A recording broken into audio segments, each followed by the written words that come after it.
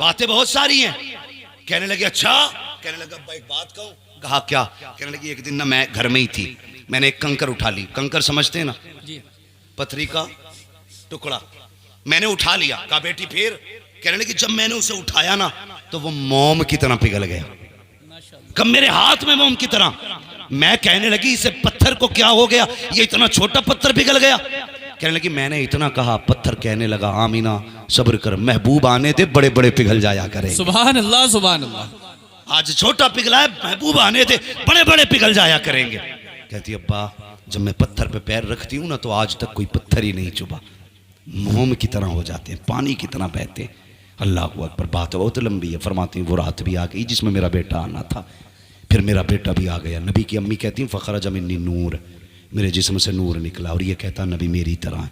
ये नूर मानने तैयार नहीं। वो कह रही नूर आया। बताओ वहाबी की मानोगे कि नबी की अम्मी की मानोगे? किसकी मानोगे? पूरी मिलाद साबित करूंगा नबी की माँ के ताल्लुक से, कर देता अगर वक्त होता। मगर सुने, नबी की अम्मी कहती मेरा बेटा आ गया। आती सजदे में सर रखा और सिर्फ एक दुआ मांगी थी, रब्बे हबली उम्मती, या अल्लाह मेरी उम्मत मेरे हवाले फरमा दे। ये कहता 40 साल के बाद नबुव्वत मिली है। हुजूर पैदा होते ही जानते हैं मैं नबी हूँ, मेरी उम्मत है। और हुजूर जानते हैं कि अल्लाह हिसाब लेगा। तो हुजूर को ये दर्द था कि नेक तो बख्शे जाएंगे लेकिन पापी खुदा के आगे कैसे खड़े होंगे, ये गुनाहगार कैसे खुदा के आगे खड़े होंगे। तब मुस्तफ़ा ने कहा था अल्लाह क़यामत के दिन उम्मत का हिसाब मेरे हवाले कर देना, अपनी उम्मत का हिसाब मैं ही ले लूंगा। रब ने फरमाया महबूब दिल थोड़ा ना कर, क़यामत के दिन हुकूमत भी तेरी होगी, उम्मत भी तेरी होगी, जन्नत भी तेरी होगी। जिसे तू कहता जाएगा मैं उसे जन्नत देता जाऊं। सुभान अल्लाह सुभान अल्लाह। इधर हुजूर सजदे में, उधर काबा झुक गया। आला हज़रत ने कहा था हाजी वाओ शहनशाह का रोज़ा देखो, काबा तो देख चुके, काबे का काबा देखो। और कितना करम हुजूर ने किया। अल्लाह अकबर। हुजूर आए, गरीबों में आए, ज़रा जगहें ख़त्म करो, ये दिलों के मैल जो है ना ये साफ़ करो, दिलों में गुंजाइश पैदा करो। आज हमारी कौम तबाही के दहाने पर है। बड़ी मेहनत से उम्मत बनी है, बड़ी मेहनत से। हम मूझ के लिए मरे जा रहे हैं, मूझ के लिए। आज मस्जिदों का झगड़ा, मदरसों का झगड़ा, कई मदरसे मुसलमानों ने आपस में लड़के बंद करा दिए। कई मदरसे लॉकडाउन में, तुम्हारे संबल की बात है, नमाजी फोन करके थाने में कह रहे आके 13 लोग खड़े हैं मस्जिद नमाजी वही जो सफ में खड़ा है। गैरत नहीं आती हुजूर से हौज़े कौसर मिलेगा, तुम्हें सूरत तक नसीब नहीं होगी। अगर तुम खुदा के नहीं हो सकते तो मुस्तफ़ा के भी नहीं हो सकते। ये दुश्मनियां खुदा रसूल से, मस्जिदों की मुखबरी, मदरसों की मुखबरी। अगर ये मदरसे ना होते ना तो आज चेहरों पे दाढ़ियां नहीं होती, मदरसे ना होते तो सरों पे टोपियां नहीं होती। आज बच्चों के कानों में अजान इसलिए हो रही है क्योंकि जमीन पे मदरसे कायम है। और एक बात और बता दो जी, दावे के साथ कह रहा हूं, जिन खानकाहों के पास मदरसे नहीं है वो खानकाह अक्सर गुमराह होती जा रही है। ये बहुत कड़वा सच बता रहा हूं। जिन इदारों के, जिन खानकाहों में मदरसे नहीं है वो खानकाहें बदअकीदा हो गई।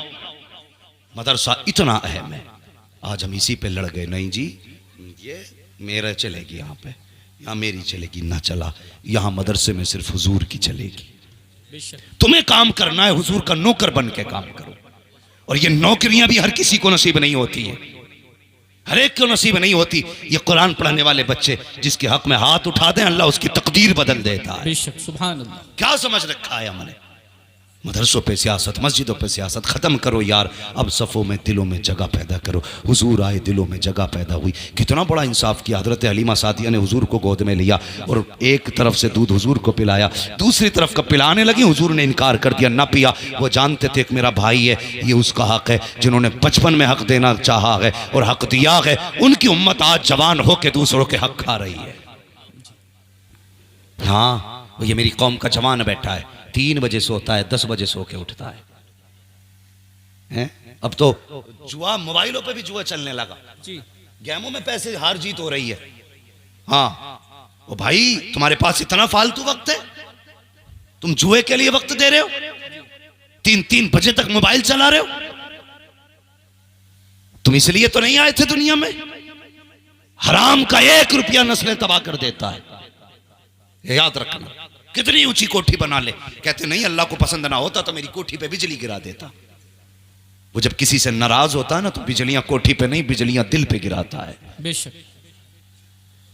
इसलिए ख्याल करो, हलाल रोजी लेकर के आया करो, किसी का हक नहीं। हाँ, अगर मालिक दुकान पे नहीं जा रहा तो वो उन्हें इतनी लंबी मारी है कि फिर ठिकाना ही नहीं। हाँ, धोखे चलने, धोखे कहते, उसे धोखे को हम अक्लमंदी समझते। बड़ा चालाक है भाई, चालाकी से इतना कमा लाया। शर्म कर, अगर लाइटें जला के अंधा करके बेच रहा है ना, ये चालाकी नहीं है, ये धोखा है। अगर किसी से बातें मिला के फंसा के बेच रहा है, चालाकी नहीं है, धोखा है। और लोग कहते नहीं जी हम क्या करें, बिजनेस में झूठ बोलना पड़ता है, शर्म आनी चाहिए। ये मुसलमान हो के हम कहते हैं झूठ ना बोले तो रोजी नहीं मिलेगी, ये तेरा अकीदा है और अकीदा मेरे मुस्तफा ने दिया है। अगर रोजी की जरूरत हो, कभी झूठ के दरवाजे ना जा, धोखे के दरवाजे ना जा। अगर आना है खुदा के दरवाजे आ जा, चोली बिछा दे, खुदा इतना देगा तेरी 7 पुश्तों के गुजारे हो जाए। सुभान अल्लाह, सुभान अल्लाह। नारे तकबीर, नारे रिसालत, जश्न आमद रसूल कॉन्फ्रेंस, हजरत अल्लामा मुफ्ती हम्माद रजा साहिब क़िबला। सुभान अल्लाह। अक्सर कहता हूँ, आखिरी बात, मैं एक बात अक्सर कहा करता हूँ, लोग कहते हैं बिजनेस में बरकत नहीं है। लोग गारंटी के साथ जाके कह रहा हूँ, पूरा कुरान लटका लेना। अगर 7 बजे दुकान खोलोगे कभी बरकत नहीं, 10 बजे दुकान खोलोगे कभी बरकत नहीं होगी। पूरा कुरान लटका, कुरान ना पूरा मौलवी लटका ले जाता। हाँ, मेरे हुजूर ने हाथ उठा के कहा था, या अल्लाह मेरी उम्मत के सुबह के वक्त में बरकत अता फरमा। और ये सुबह के वक्त में चादर ओढ़ के सो रहा है। ये भी 10 बजे जाके ईसाइयों के तरीके पे दुकान खोल रहा है।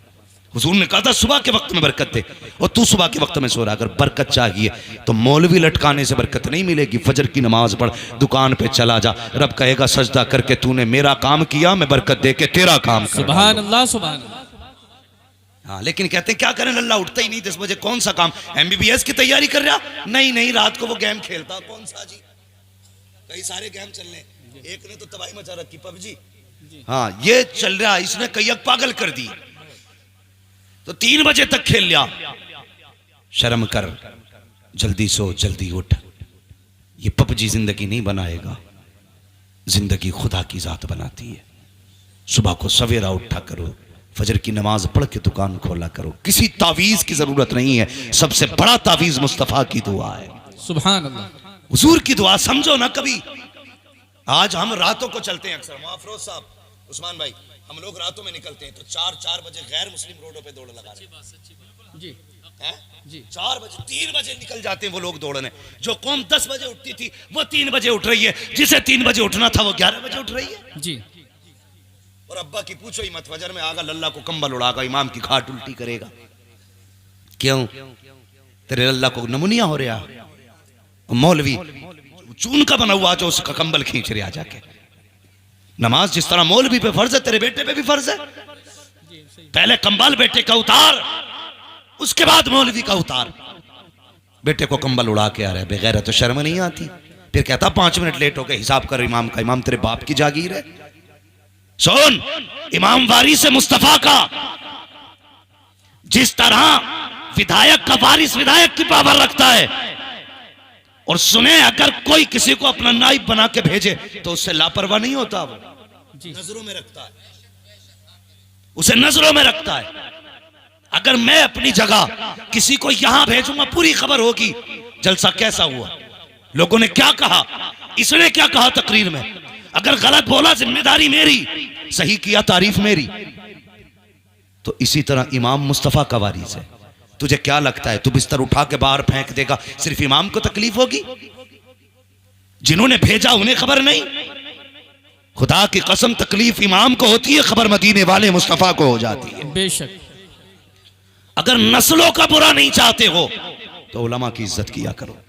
मैं इसलिए नहीं कह रहा हूं ये मेरा परिवार है, मैं इसलिए कह रहा हूं ये मेरे मुस्तफा का परिवार है। बेशक, सुभान अल्लाह। मैं भी डरता हूं कहीं इनको मुझसे तकलीफ ना पहुंचे, तुम भी बचा करो। लेकिन 5 मिनट भाई मतलब इमाम साहब ये नहीं चलेंगे। मैं कहता हूं, मैं इधर ही आया था, वो उनका मौलाना नासिर मंजरी का गांव कौन सा भाई? ककराली। एक दिन ककराली में तकरीर करने के लिए आया। लोग, मुझे मेरे दोस्त है मुफ्ती मुजफ्फर साहब, उन्होंने बताया बड़ा काबिल आदमी यार, जो तखस्सुस वाले बच्चों को पढ़ाते थे। तो लोग बोले हम इनका इम्तिहान लेंगे। वो कह रहे जिन्हें बिस्मिल्लाह याद नहीं, और उससे जो मुफ्तियों को पढ़ाता है, जो अंधा है, वो आंख वाले का टेस्ट ले रहा है। शर्म आनी चाहिए। मैंने कहा कैसे लोग क्या तकरीर सुनेंगे? वाह भाई वाह, तेरा पैमाना। तकरीर सुनेगा तकरीर अगर बिल्कुल निपट भी कर जाए तो काबिल है वो। खुदा के वास्ते कुछ रहम करो अपने ऊपर। जब मौलवियों का इम्तिहान जाहिल लेने लगे तो फिर पूछना मत कयामत कब आ गई, समझ लेना कयामत दरवाजे पे आ चुकी है। बेशक हकीकत। बदलो अपने आप को यार, अभी हम वही खड़े हैं, हमें बहुत आगे जाना है। और जवानों तुमसे गुजारिश है, फेंको ये गेम, फेंको मोबाइल, किताब और कलम हाथ में लो। इस दौर में वो आगे जाएगा जिसके हाथ में कलम होगा। हाँ, क्योंकि हमारे इलाके में जमीनें हैं, रोडों पे आ गई लोगों की, तो फिर अब थम थोड़ी रहे हैं? ये सच्ची बात है हजरत जी, हकीकत। जिनकी रोडों पे आ गई वो कपड़ों में नहीं है।